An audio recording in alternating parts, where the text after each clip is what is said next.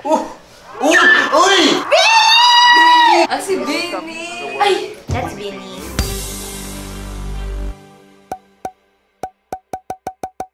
I'm Jeff Vadillo, the Chinese? Ay, ano? Is it Chinese? G22. Last number.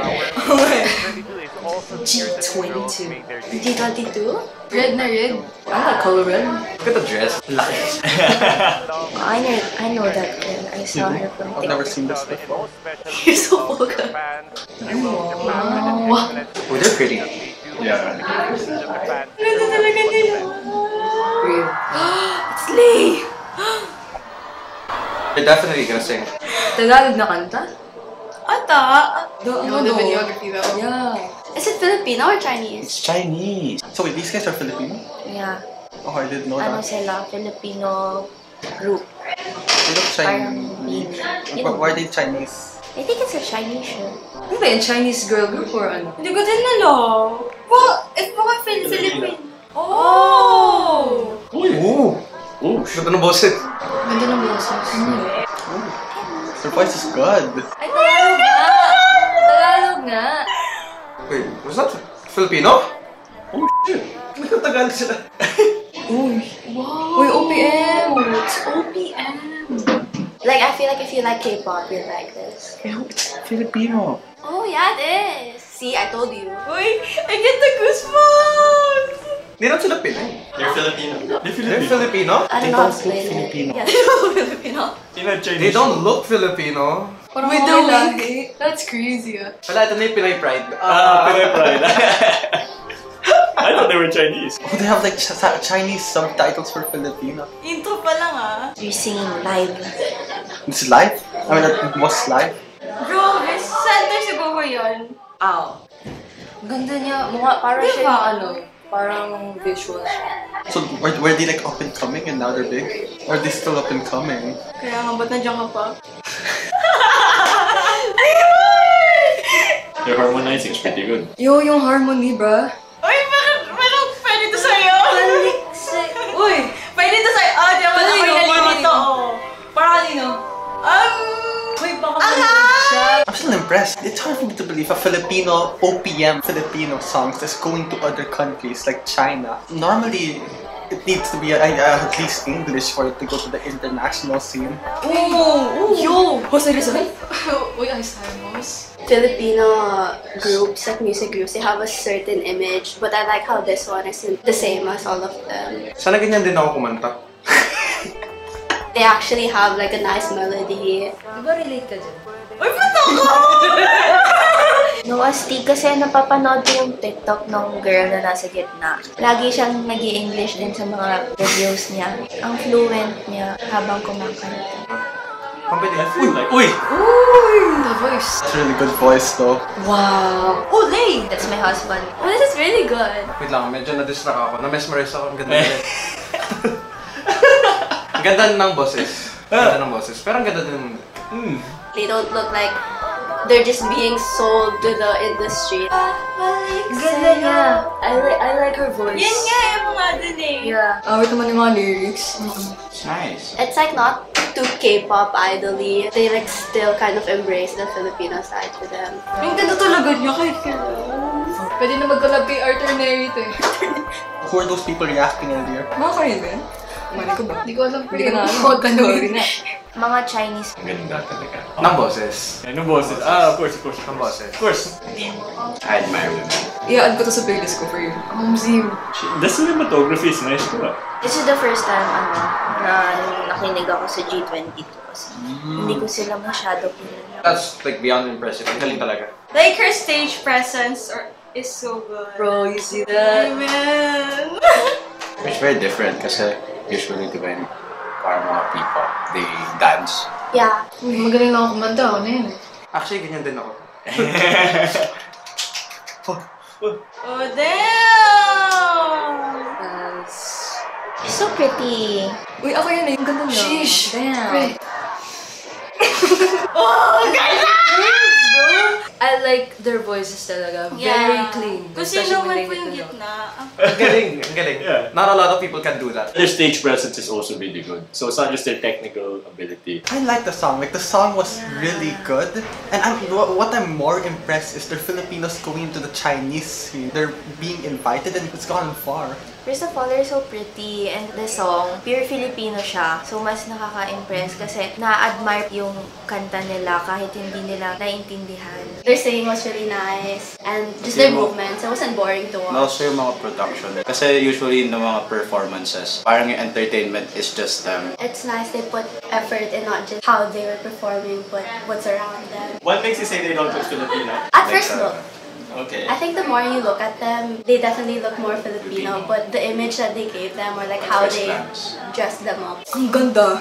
I like it. Yeah, So the lyrics, yung especially yung lighting to yung videography. It's just all nice, all Astig. perfect. Ushi, Laurenti Jogi.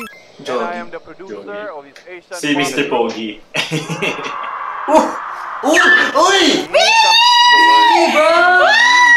Si Benny! Ay! That's Vinny. Oh!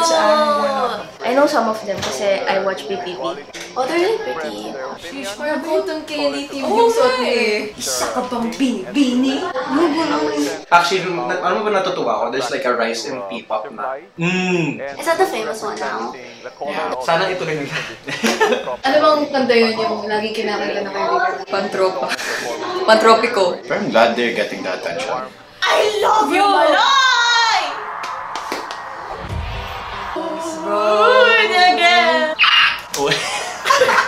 Uy, may dance step ito. Oh, may dance step. Oh, yan.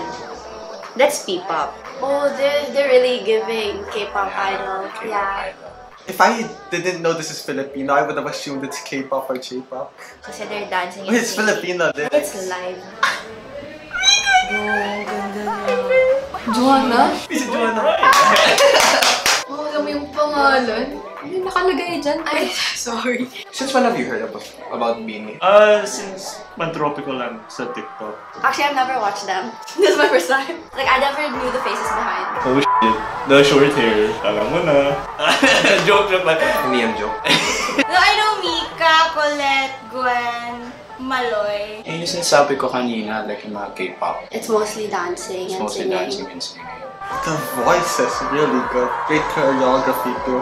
Kilala ko lang si Mika dahil dun sa He's Into Her Voice. Star siya po, season 2! Hindi ko alam sa mga P-pop groups kung may mga ano sila. Uy, si Maloy! Nag-distract siya. Ano? Oh, her name is Micah. Mika. Ay, Mika. So, confirm nga, bulag natin ako, guys. Ang cute na sayo nila. Pero kung sino yung ano nila, like their choreographer, it's kind of nice kasi parang on par siya sa mga K-pop groups. So is this gonna be like the new K-pop and J-pop P-pop? They're better pa nga sa mga ibang K-pop. They're like the same standards now. Some of them might be higher here. Hindi, ang alam ko lang si ano. What's your name? It's Colette. Ang kulit mo! Kulit ko! Didn't know they had so many members. Also, I thought they were four. Sa CR, kumakanta ako habang sumasayaw. Girl, hingal na hingal ako after. So, imaginein mo. Oo nga, sino man nagsabi? Malay ko! Pinagalit na Benny. I really like how they sing and dance. Like, it's similar to K-pop, but it isn't not their own image, you know? I'm just shocked right now. Like I don't listen to enough Philippine pop music or K-pop, just pop music in general. When I got into K-pop, sige, pinapakinggan ko yun twice. Nahirapan ako to tell whose voice is who. Bro, we shit that, bro. It's so clear. Pero dito, napaka-identifiable ng mga boses nila. Let's go! Wow! It's definitely different from the last group. Ang tawag ng stage is presence. Their presence. Or their presence is stage. Damn. They're really good though. Like, I didn't expect, because I didn't know like their faces behind the songs that I would see online. Hey, hey, hey, hey, hey! If I were her, I'd be so haggard. Parang ang kinis Ang nila. fresh Ba't nila, sa bro? akin kapag ano, Oh, kasi napaparas ako ako, pa- parang Wala na eh. parang bagong bigo na hindi mabango. Hindi ko alam kung fina-follow din ng mga P-pop groups. Yung mga roles, alam mo yung may leader, may parang rapper, whatever, lead dancer. Ayun nga, may rapper sila. Girl is a rapper. Yan, ikaw na yung next kong favorite. Ikaw na yung pangatlo, Stacy. Very good. Oh, she's a rapper, bro! Yung tumumig ka? Good boses. Hindi, parehas. Sa makeup talaga. Unlike yung first group, mas spot mo talaga na Filipino sila. Yeah. Ganda ng mga fit nila. The hair accessories pa. Nung pinakinggan ko, narinig ko sila sa Spotify. Parang dumating sila sa top 50. Parang gano'n. Tapos, sabi ko, wow! Gumanon ako. Wow! They're hitting all the notes to it. Just perfect. Wow. I'm a proud Filipino.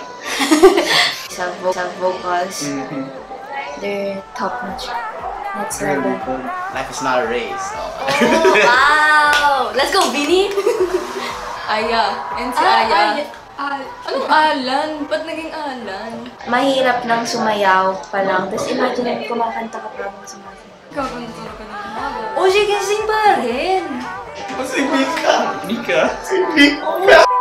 Ay, ako. A dancer, a singer, a rapper. They're good Filipino girls. I'm still shocked. Ako din, actually. Grabe yung boses nila, bro. They blend with each other. Parang may chemistry pa rin yung boses. Parang it's seamless eh.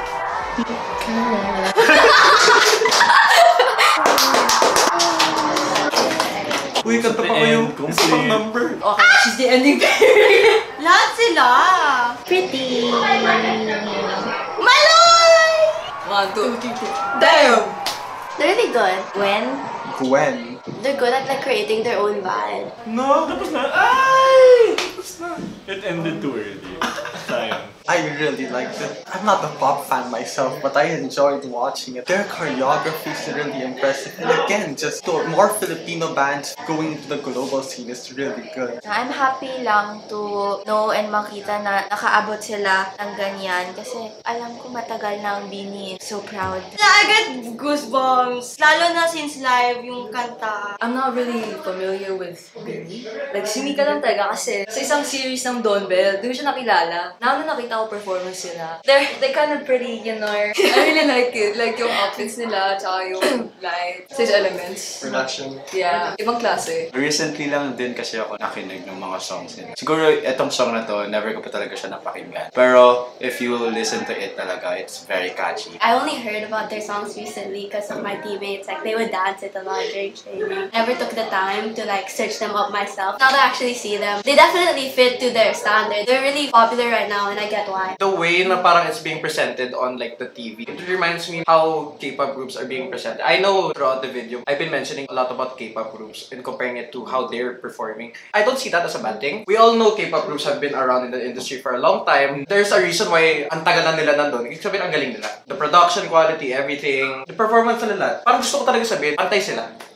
Goods na goods. Mga K-pop groups now, they're kind of like the standard marketing terms. They're the market leaders now. P-pop is kind of new to the whole genre, the whole category. They're pretty close in terms of technical ability or the performance, even the stage presence. Really is impressive. The videos you've just watched are performances of P-pop girl groups Beanie and G22 from the Chinese reality show called Show It All. In this program, Chinese idol trainees are introduced to girl groups from around the world to help and inspire them become idols themselves. The winners will debut under a group produced by EXO's Leijang. While SB19 and Beanie have opened more doors for P-pop to be appreciated around the country, P-pop as a whole is still on its route to making itself known around the world at a similar scale of the likes of K-pop, J-pop, and C-pop, with C-pop providing a stage for both Beanie and G22 to be showcased globally through Show It All. Based on the performances that you've just watched, as a Filipino, what do you think is P-pop's edge? I watched some videos. Siyempre, nandun pa rin yung vibe ng K-pop. Pero makikita mo rin talaga kung paano nila in-apply or minix mga cultures ng Filipino doon sa mga ibang kanta nila. Parang mas na-appreciate and nakikilala mismo yung culture natin, not just yung P-pop. Nabuboost din yung pride natin as a Filipino. Ayun yung, for me, yung P-pop. I don't listen to enough K-pop or J-pop, so I can't do a comparison. But I do think that this is gonna be some sort of rise, a sign that soon that it's gonna be bigger and maybe the same level or even bigger with K-pop and J-pop groups. Napansin ko lang sa video, narinig mo yung parang live. Narinig mo yung hingal. As a K-pop fan, I don't really see that often sa official or survival show na gano'n na pinapakita talaga yung totoong ano nila kung